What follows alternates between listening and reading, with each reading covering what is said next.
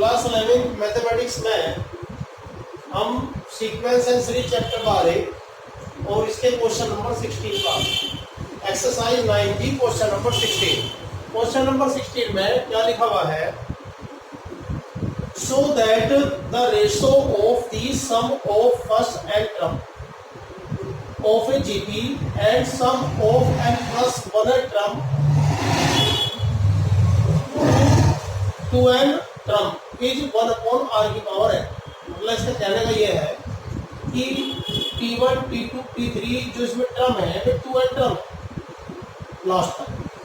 तो एक तो सम है पहली n टर्म का, पहली n टर्म का सम होगा T1 plus T2 plus T3 ऐसे Tn। ये हमने इनके वो लिख दिए फॉर्मूले। n प्लस 1 टर्म से लगा के रखा n plus 1 term 2n, n plus 1 term से 2n टर्म तक का टोटल अलग। तो पहले वाला ये टोटल है और जो दूसरे वाला टोटल है उसकी अगर रेशो करें तो 1 अपॉन r की पावर n आनी चाहिए।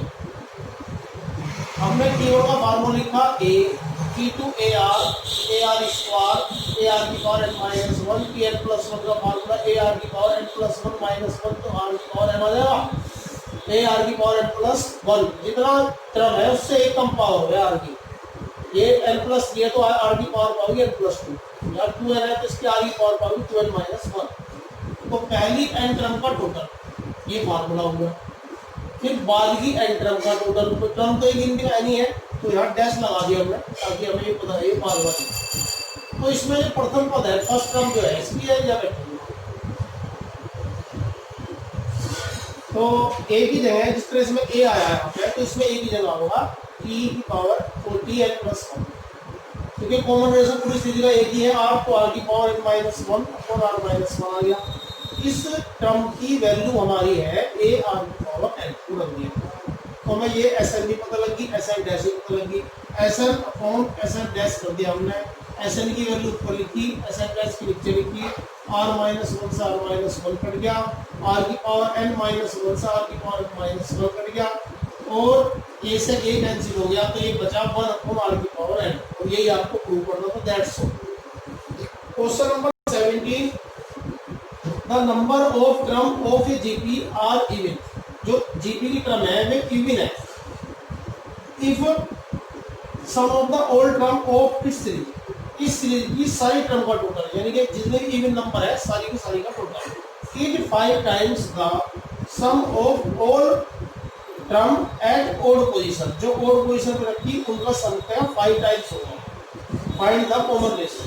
देखिए पहले समझिए इसको, एक से लगा के हमारी टर्म लिखेंगे हम, इवन टर्म है तो 2n टर्म तक लिखिए हम। फिर इस तरह से पहले क्वेश्चन की तरह से हमने ये बोल दिया।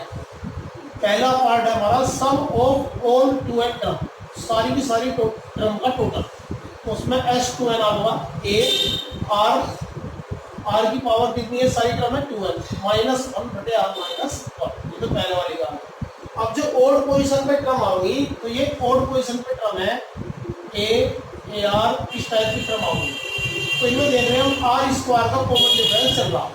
तो इसमें sum of all term at odd position, first position, third position, fifth position, seventh position, ऐसे वाली टर्म का टोटल है sum of all term at odd position. तो इसमें एस एन काउंटिंग में ये n टर्म आऊंगी क्योंकि सारी टर्म कितनी है 2n, उसमें से 2n की आधी यानी कि n टर्म तो होगी इवन और n होगी ओड टर्म की n बैठेगी। तो a r स्क्वायर, इसमें जो कॉमन रेशो है r स्क्वायर चल रहा की power n minus 1 r square minus 1। अब हमें यह कंडीशन क्वेश्चन में दे रखी कि पहली 2n टर्म का टोटल 5 टाइम्स होगा, is 5 times of the odd position term, odd position term के 5 टाइम्स के इक्वल होगा 2n टर्म का टोटल। तो s2n की वैल्यू लिखी हमने यहाँ से a r की पावर 2n माइनस 1 बटे r माइनस 1, 5 इसकी वैल्यू लिखी हमने यहाँ से a ये r की पावर 2n हो जाएगी माइनस 1, r स्क्वायर माइनस 1 के दो फैक्टर कर दिए, एक प्लस एक माइनस, a से a कैंसिल, r की पावर 2n माइनस 1 से r की पावर 2n माइनस 1 कैंसिल, पूरा ब्रैकेट, r माइनस 1 से r माइनस 1 कैंसिल, इधर बच गया 1, 5 अपॉन r प्लस 1, इसकी पूरी क्रॉस मल्टीप्लाई, तो ये r plus 1 equal to 5, r equal to 4, common ratio आ गई 4। That's all. आपको ये एक्सरसाइज समाप्त होगी, इससे आगे की एक्सरसाइज हम कल को करेंगे। चैनल को सब्सक्राइब करिए ताकि आपको आगे की वीडियो मिलती है।